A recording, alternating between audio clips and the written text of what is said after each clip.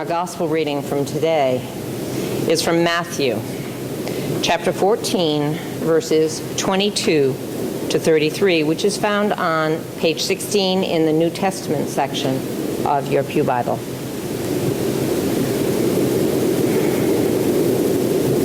Immediately, he made the disciples get into the boat and go on ahead to the other side, while he dismissed the crowds. And after he had dismissed the crowds, he went up to the mountain by himself to pray. When evening came, he was there alone. But by this time the boat, battered by the waves, was far from the land, for the wind was against them. And early in the morning he came walking toward them on the sea. But when the disciples saw him walking on the sea, they were terrified, saying, "It is a ghost!" And they cried out in fear. But immediately Jesus spoke to them. "Take heart, it is I. Do not be afraid." Peter answered him, "Lord, if it is you, command me to come to you on the water." He said, "Come." So Peter got out of the boat, started walking on the water, and came toward Jesus. But when he noticed the strong wind, he became frightened, and beginning to sink, he cried out, "Lord, save me." Jesus immediately reached out his hand and caught him, saying to him, "You of little faith, why do you doubt?" When they got into the boat, the wind ceased, and those in the boat worshipped him, saying, "Truly, you are the Son of God."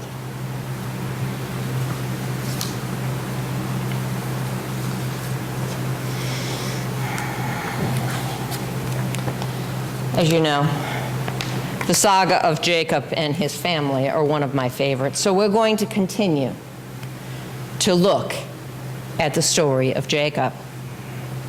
So I'm going to give you a quick update because you don't get all of the story as we only meet on Sundays. He's in the land of Canaan. Remember, he married Leah and then had to serve another 7 years in order to marry Rachel, the one he loved.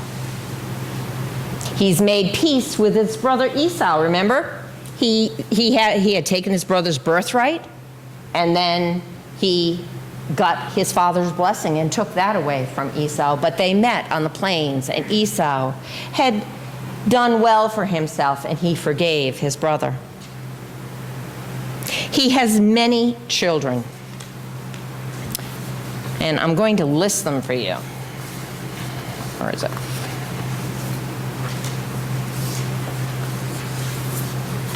Sorry. Oh, well, it's gone.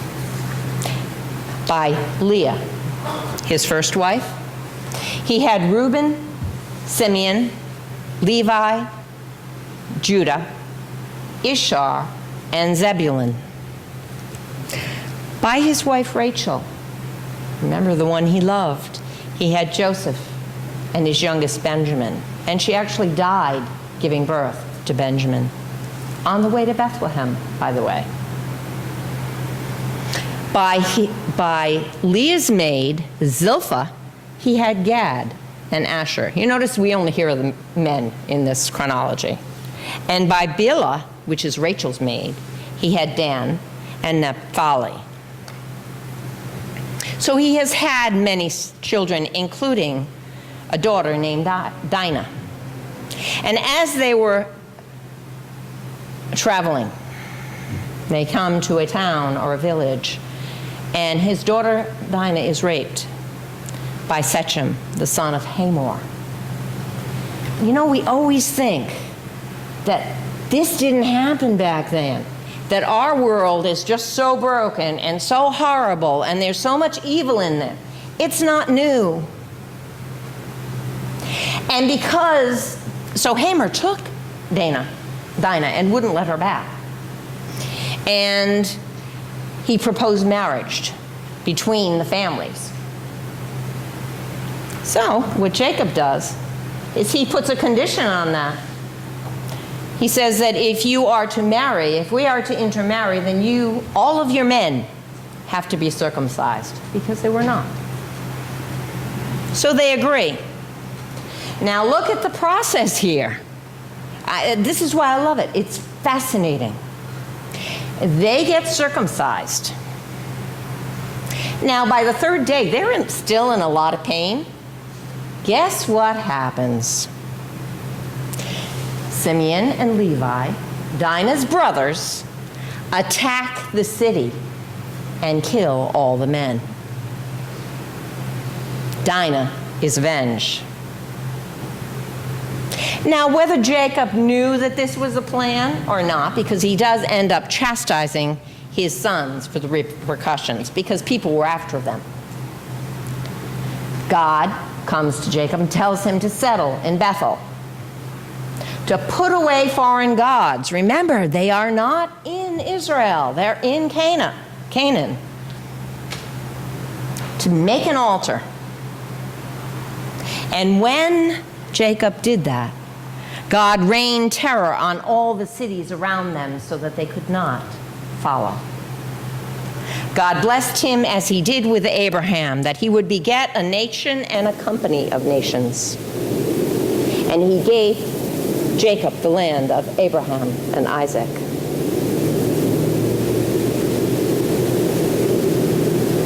A lot's happened in 1 week for us to this family. It's been years. It's been years. This is a story of Joseph being sold into slavery. Remember, Joseph is the son that Jacob loved. He was his favorite. And the other brothers were incredibly jealous. And maybe because of their relationship, I don't know. But Joseph comes to his father and tells him what his brothers have been doing and kind of tattletales on them. They get angry. Now, I think the punishment for tattletaling is a little bit out of proportion to him actually telling about what they did. His father sends him out to his brothers, and his brothers see him coming. And this is just the beginning of the story here. We are now going on to Joseph. He has the coat of many colors that his father had made for him. And they see him in the distance, and what do? They plot to kill him. But one brother says, no, we can't do that. Let's just throw him in a pit. And, if he has no pit, he has no water, he has no food, he's going to die anyway, and we won't have actually killed him. Maybe somehow God will get him out of the pit. Who knows? They sit down for dinner, and a caravan comes by, and they sell Joseph into slavery. Why do you think this passage ends in such tragedy? Besides the fact that it would be way too long to do on every Sunday. Have there been times in your life where tragedy has come to you? And in the midst of that tragedy, you yell to God out of the depths. I know I have. I love that song, Out of the Depths. Oh God, we cry to you. Think about those tragedies. Because our lives are in some ways like this story. That we get bits and pieces and we only know so much. Now, if you listen to Stephanie when she read the psalm, you're going to know that Joseph ends up going to Egypt. He ends up having visions and dreams and ends up saving everybody, et cetera, et cetera. And we'll talk about that a little bit next week. So in some way, God uses what has happened to Joseph for good. It's in your prayer of approach. Paul writes it to the Romans. that God will use all our situations for good, if we allow. That's why you can't take your eye off God or Jesus. When you are in struggles, when you are enduring challenges, when you feel like you can't move another step, when you feel like your heart is going to break and it is never going to heal, when those wounds of the past kind of just envelope you and feel like you're drowning, like Peter going under the water, you need to keep your eye on God. Because therein is your salvation. Therein is your strength. His brothers left him for dead. They take his robe of many colors. They put blood on it. And they bring it back to the father, saying that he had been killed. And Joseph mourned. And Joseph's heart was breaking. Oh, Jacob's heart, thank you. And Jacob's heart was breaking for what had happened. These people know, these stories tell you that in the Bible, people understood how you might feel in certain situations when you feel betrayed, when your heart is breaking, when you fear for your life, for a diagnosis that may kill you. But you have to keep your eyes on God. Every time you hear that phrase, keep your eye on the ball, or every time you think it, I want you to think, keep your eye on Jesus, or keep your eye on God, however you choose to reframe it. Because that may be a reminder to you, am I keeping my eye on God at this? Is God helping me through my suffering? Where is my strength coming from? If you think it's all from you, then you're deluded. It's not. It's God who upholds you, whether you want to believe it or not. It's God who gives you strength. It's God who can take your worst things in the world and turn them into something that, with hindsight, you don't believe it in the beginning. You don't believe it in the middle. Like, this could never get any better. Let God help you. Let God give you peace. We ask why bad things happen. Bad things have always happened. And those writers of the Bible were smart enough and inspired enough that they wrote what they saw. You don't think you're going to hear about that kind of thing that happened to Dinah in the Bible, do you? Did any of you know that? Some of you may have. You don't think that's going to be there. But God will support you. There's a wonderful story. Now, I brought this vase. Actually, I was thinking on my way, I'm going to have to get another vase that's clear, and then I'm going to put black stuff on it. This is a $3 vase. It's not really, I got it from Job Lot. It's made in China. It's a nice vase.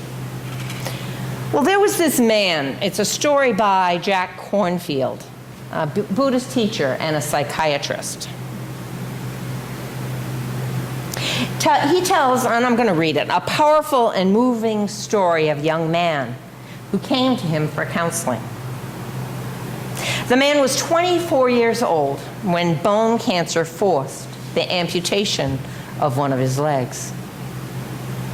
When Kornfield began to work with him, the young man was consumed with bitterness. He was in the middle of that suffering, in the middle of the chapter. And resentment. In one counseling session, the young man drew a picture of his body as a broken vase with a jagged black crack down the middle. He redrew that crack over and over again, grinding his teeth in despair and rage. The young man's grief was so great that it took several years for him to come out of his darkness and to heal. I bet this is something you know about really well, Dean. Dean works with people who have had limbs amputated. His personal transformation did not really begin until he took up a practice of reaching out for other people who had also suffered severe physical losses. He began to visit cancer patients in the hospital to be with them in understanding and compassion.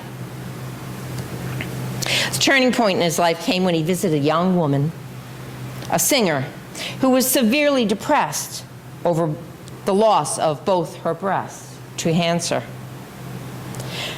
The nurses, to cheer her up, had turned on some lively music on the radio in her room. But think of it, imagine this.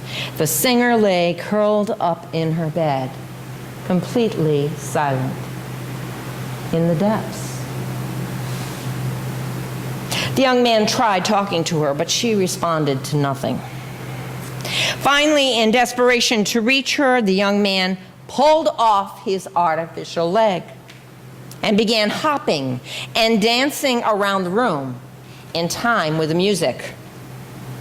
The young woman was dumbfounded and finally dissolved into laughter and tears. "Man," she said, "if you can dance, I guess I can sing." Now, after hearing this story, Cornfield showed the young man the picture of himself as the broken vase that he had drawn 7 years earlier.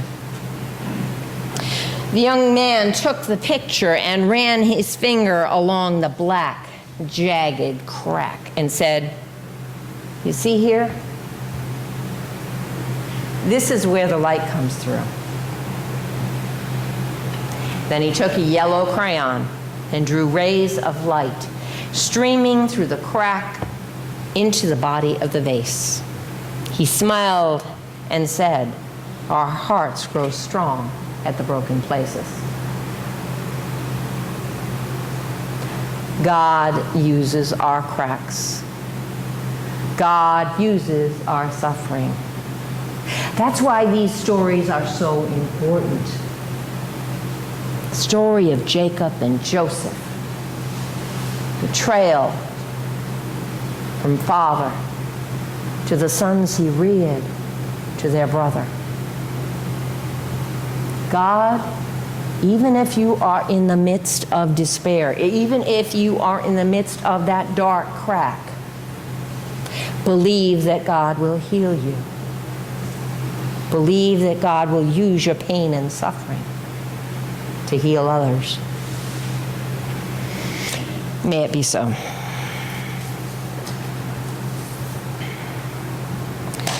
Let us share the peace of God with one another. The peace of God be with you.